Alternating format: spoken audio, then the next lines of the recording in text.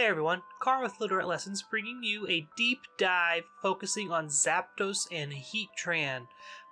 This has been a requested archetype and it's been around for a good chunk of Series 7 and has started to take hold again in Series 9 as a very specially offensive combo. So we'll get into this in a second. If you haven't heard yet, we had our first little qualifier this past weekend, and today would be our first Rumble. If you're interested in that, signups close 3 p.m. Central Daylight Time. So you probably have roughly 3 to 4 hours to sign up. At the point this video would go live at 11 a.m. So if you're interested in a Rumble, go sign up for that. Links to the Discords in the description down below. If you're interested in the second LRQ, that's on May 15th, starting at 10 a.m. Central Daylight Time, and probably will end about roughly 4 p.m. Central Daylight Time. That's about when the first one ended, so I would expect to be about a 6-hour event. Again, sign up for that. Links in the description down below. There will be a entry fee. You have to pay for that one, unfortunately. So if you're looking for a free tournament, go join the Rumble. If you're looking for something a little bit more high roller, I would say compared to all of our other events, definitely look into the LRQ. With that being said, make sure to leave a comment down below what other combos you want to see me cover. I know I have Glastrier stuff set up for next week. For this week, I have Spectrier and Double Horse stuff lined up for the next couple episodes. So we've got a good buffer built up. But let's get into some Zapdos and Heatran. So the overall concept of Zapdos and Heatran is to use Grimmsnarl, which is probably the strongest support Pokemon at the moment, to kind of boost your special attackers of Heatran and Zapdos. There's other Pokemon you can play in this role, but the main ones are usually Heatran and Zapdos.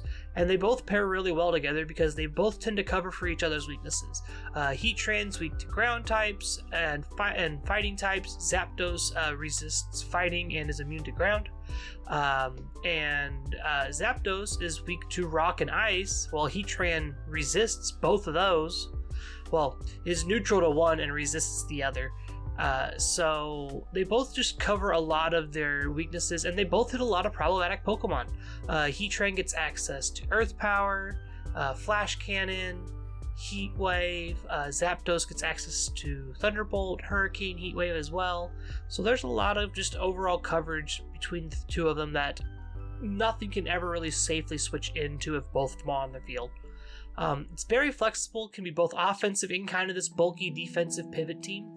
And just having the threat of having a Zapdos Grimstar lead can make your opponent pause and kind of think about, okay, well, how do I beat that? Or how do I play around that? And honestly, there's not a good way to. Zapdos is very fast. Grimmsnarl has Prankster. And we'll get into beating up this duo here in a minute, but it's very hard to do sometimes. So this is probably one of the more standard cores from Series 7. Has put up multiple good, strong finishes in many past events. However, in the overall history of Sword and Shield, this is a fairly new concept here. We haven't seen a lot of fake tiers plus special attackers much, mainly due because just like fake out was a problem, redirection was a thing. A lot of the redirectors are especially bulky, or they turn off Prankster and things like that. So fake tiers wasn't a viable, like a competitively viable option for most of the format. But when redirection kind of fell off in Series 7, this is when Grimmsnarl came up and Whimsicott, and being able to fake tiers and charm was very, very powerful. So, and it's already starting to see success in Series 9 as its flexibility and overall power level can let it kind of just do both roles, which is very good in the early format. You can be this hyper-offensive threat when you need it to be. You can be this stall-out Dynamax and pivot around when you need it to be, and it's very flexible and it's very strong. So the common partners with this are usually physical attackers because the duo is very both special attackers. So you probably want some kind of other damage types besides all special attackers. Things like Urshifu, Mamoswine, and Rillaboom all kind of fit into these physical attacker roles. Other Pokemon that can kind of support the whole team here are like Tapu Fini and Porygon 2. Porygon 2 kind of helps aid the Heatran because the Heatran is not the fastest thing in the format. I believe, if I remember right, it's a base 70 speed. So you can kind of play in that Trick Room against faster teams. So Porygon 2 kind of helps with that mode. And Tapu Fini just kind of prevents statuses on Heatran, statuses on the rest of your team, specifically like your physical attackers. There's also water coverage for opposing rock types and ground types that can cause problems for Heatran and for Zapdos.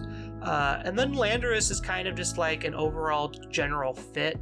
It's got Intimidate, which helps support your whole bulky Pokemon plan. It can switch into ground type attacks for Heatran. It can switch into rock type attacks for Zapdos if you needed to. So Landorus is also a very good fit for these teams. But looking over at the overall breakdown of the team, they're both usually spec'd to be very offensive. Zapdos usually carries Life Orb, Heatran usually carries Shuka Berry, or they could swap items and Zapdos could be Assault Vest, Heatran could be Life Orb. But most of the time, they're going to be leaning towards that offensive build, very 3 attacks, protect, things like that. Grimmsnarl's there to kind of just help bolster they're good. They have above average special attack, but they're not like restricted levels of special attack. It's not Kyogre, it's not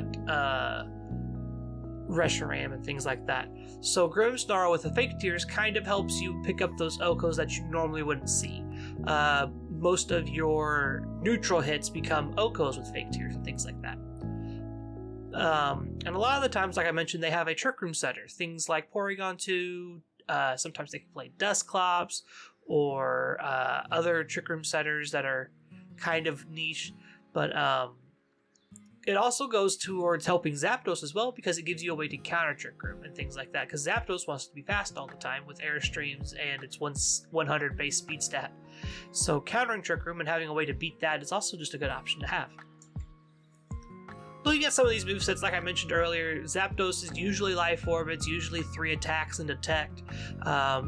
Sometimes you play 2 attacks and Roost, or Thunderbolt, Volt Switch, Hurricane, and Roost, or something like that. Just a way to get HP back and kind of play this mind game when they see Roost. It's like, oh, do I go for the ground attack or do I go for the rock attack? What do I do? Something along those lines. Heatran's usually fairly set in stone. This is a fairly bulky Heatran with a little bit of speed investment. I believe the speed is to outspeed specific Metagross sets, because Metagross is a very good answer to Heatran because it can kind of take Heatran's max moves and then turn around and blow it up after it gets a weakness policy proc. But Heatran has very good coverage in the form of Earth Power, Heat Wave, Flash Cannon, gets access to Lava Plume. I believe it also gets access to Focus Blast. I can't remember right off the top of my head. But deals a ton of damage with its base 130 special attack stat and just blows up opponents' Pokemon even without Fake Tears support. Speaking of the Fake Tears support, Grimstar is usually a light clay set that's a little bit bulky with just a little bit of speed investment. Because it carries both screens and Fake Tears, it can't really carry anything else. That's kind of one of the downsides of this Grimmsnarl set, is it's very predictable. Once your opponent sees Zapdos and Grimmsnarl, they kind of can just assume that, oh, it's carrying screens, it's carrying Fake Tears, it's probably carrying Spirit Break as an attacking move. So they can kind of play around that and kind of predict what you're going to do. But you can always change up your Grimmsnarls a little bit. You can always carry Fake Tears, but not have to carry the screens. You can play something like Sucker Punch, Spirit Break, and like Fake Out with Fake Tears on it, and still be Prankster and things like that.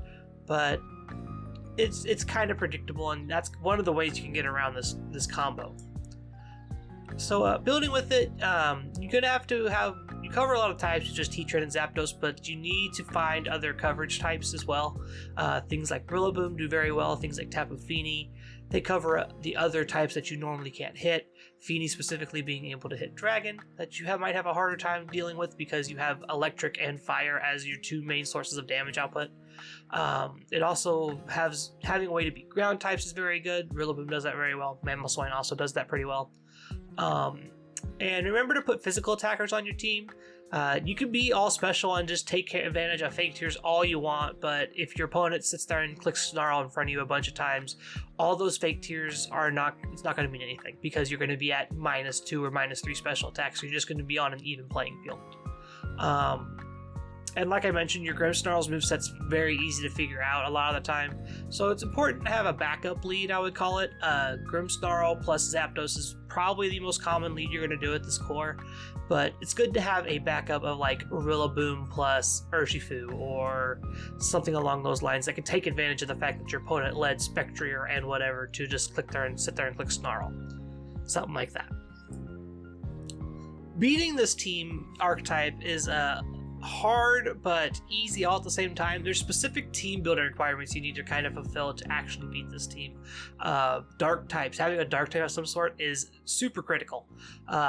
Things like Umbreon, Incineroar, anything with access to Snarl goes a long way, and something that can't be fake tiered.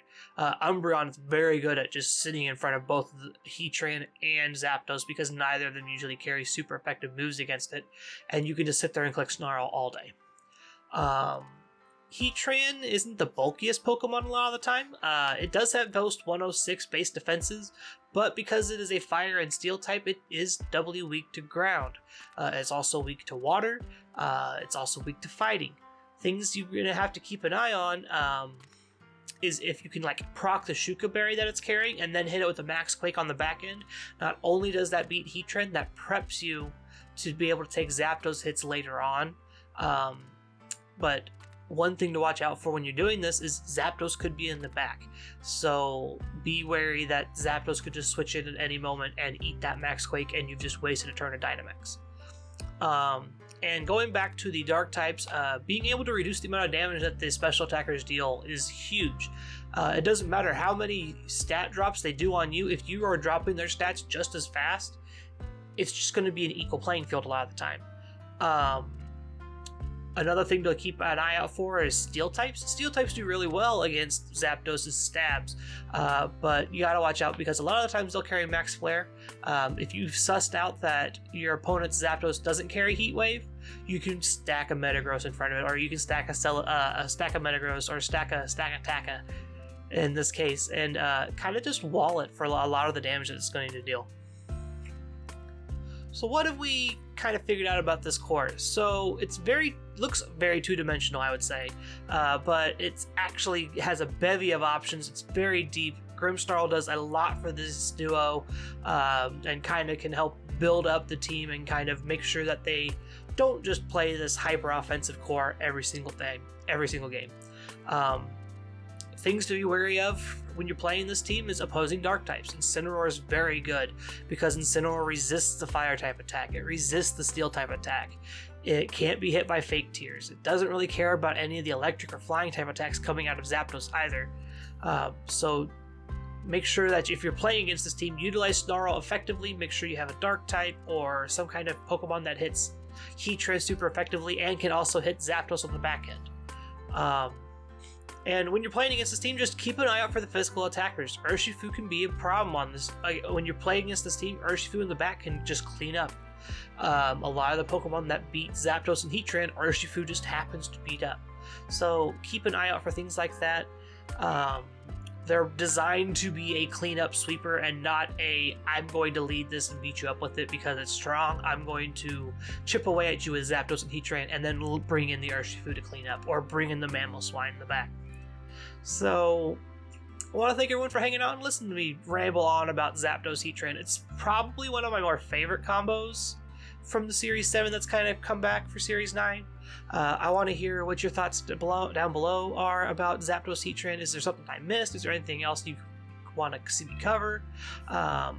And outside of that, have a wonderful morning, afternoon, evening, wherever in the world. Make sure to sign up for the Rumbles and the LRQs coming up the next couple months. We have a whole bunch of events, and we will see you all next on Friday with some Glastrier Trick Room. Bye, guys.